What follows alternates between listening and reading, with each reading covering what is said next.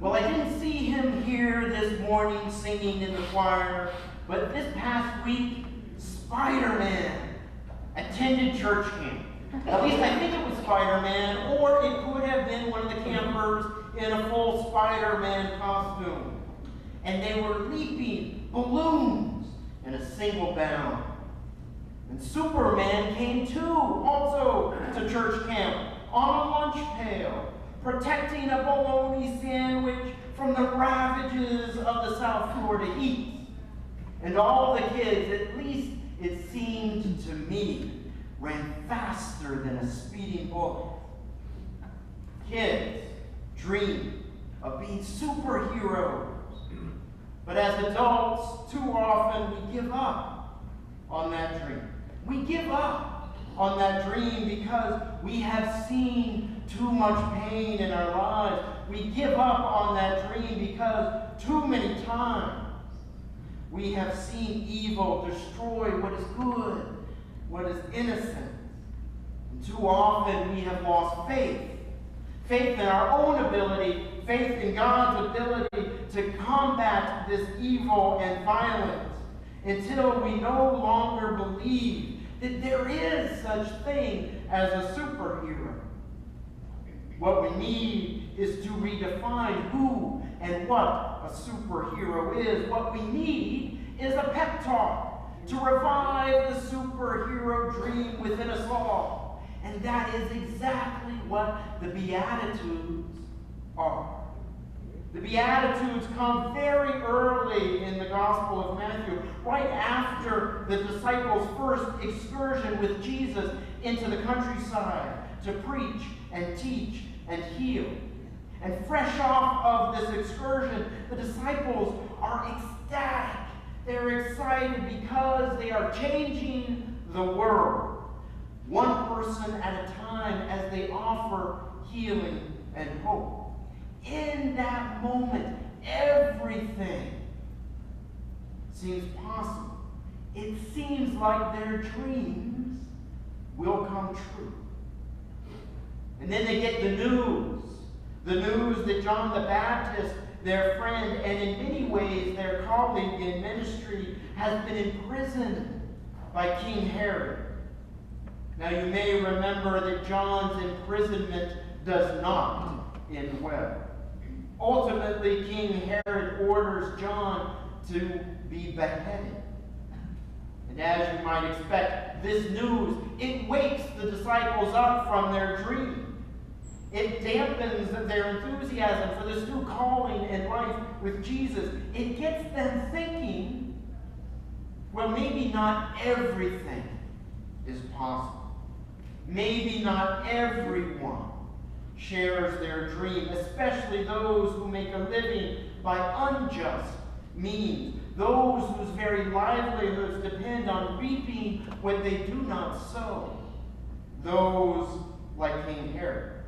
It was into this discouragement that Jesus offers the disciples these would-be heroes, superheroes, the Beatitudes, to implore them, their worried and waning spirit, to stay the course.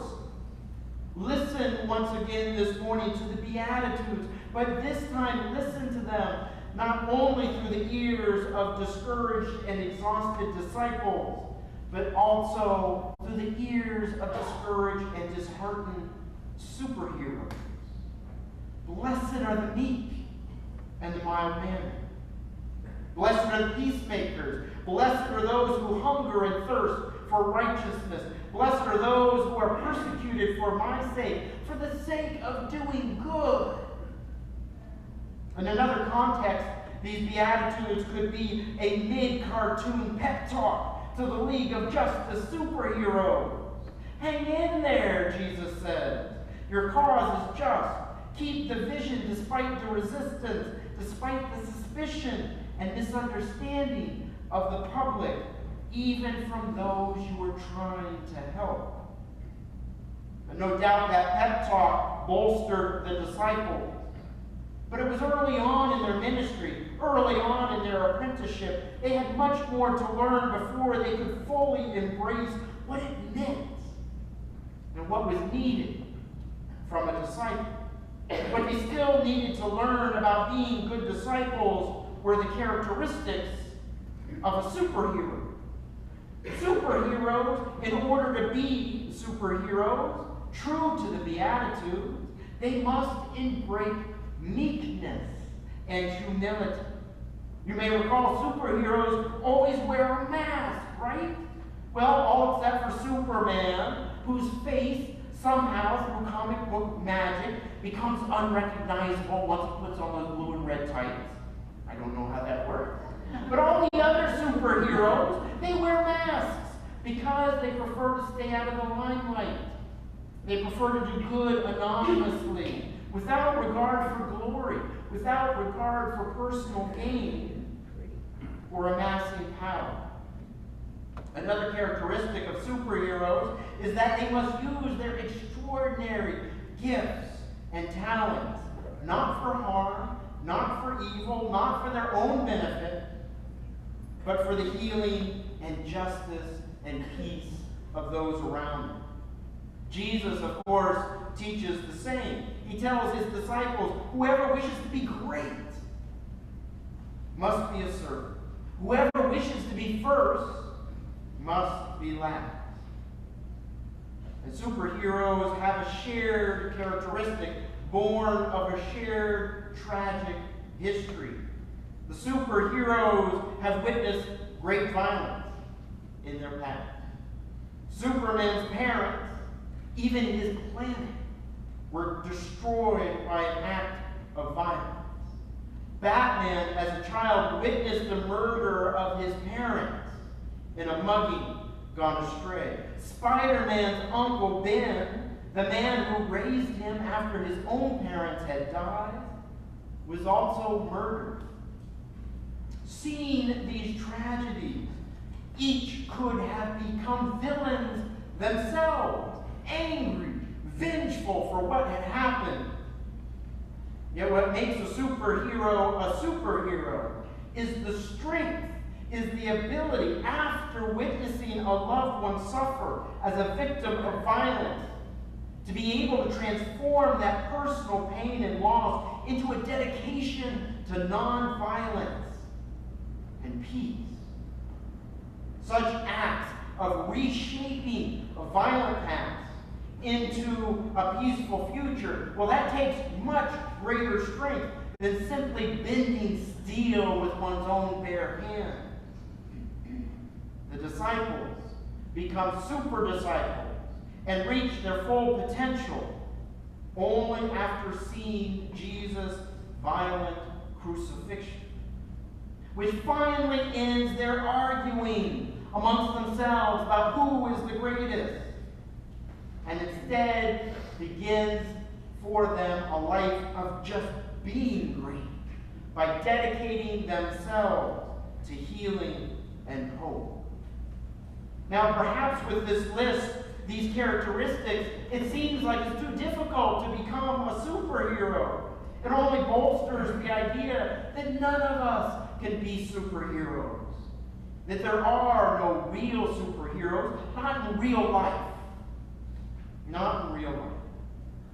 But that is not so.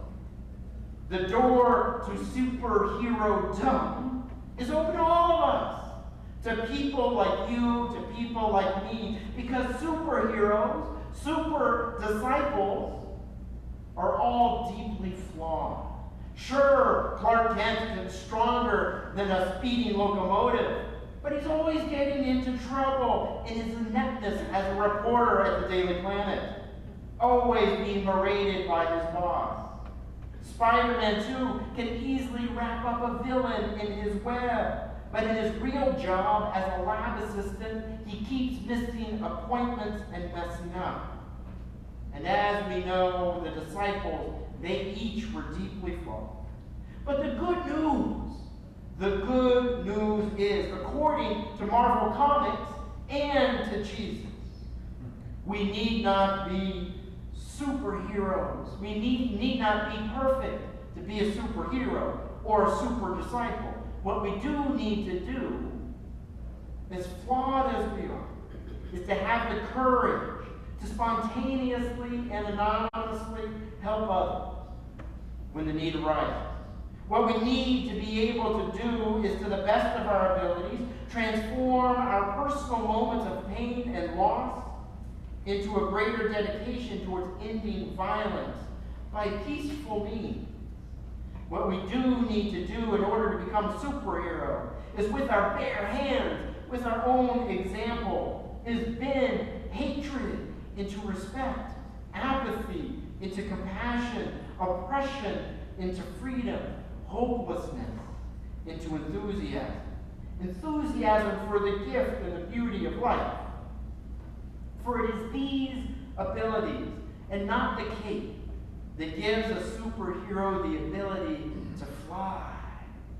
That gives a superhero what appears to be superhuman strength, the ability to lift others up when they have fallen until they can stand on their own. At the end of the service today, all of the men will receive a gift. It is a plastic bag in honor of Father's Day, in which there is a superhero glider for all of you. Let's see how it works. Some days it's harder to fly than others. But anyway, in that bag is a superhero glider to remind you that your ability to fly and to lift others up depends on the strength that you have to help others in need. Also in the bag is a blue Church by the Sea bracelet with words like faith and hope and strength written on it. These one-word pep talks are like wearable beatitudes to remind you that a measure of real strength is not a demonstration of force, but how high you can lift others up in your life. This is, of course, not only the task of the men in the congregation, but all of us, women and children alike. And so if you turn to page 5 in your bulletin, you will notice down at the bottom there is an emblem, and in that emblem is an SD. SD. You can cut that out. You can put it by a nightstand. You can pin it to your chest if you like. Even tights, it works. The SD stands for Super Disciple. Or in honor of Father's Day, Super Dad. Or if you're a woman, Super Daughter. It works for us all. And it stands for you. It stands for all of us and our work in this world, if we are so bold, if we are so faithful, to renew our childlike dream, our dedication to being superheroes. Because God needs more superhero-like disciples. So does our world. There is no time to waste. The commissioner has lit the signal in the sky. Let us answer the call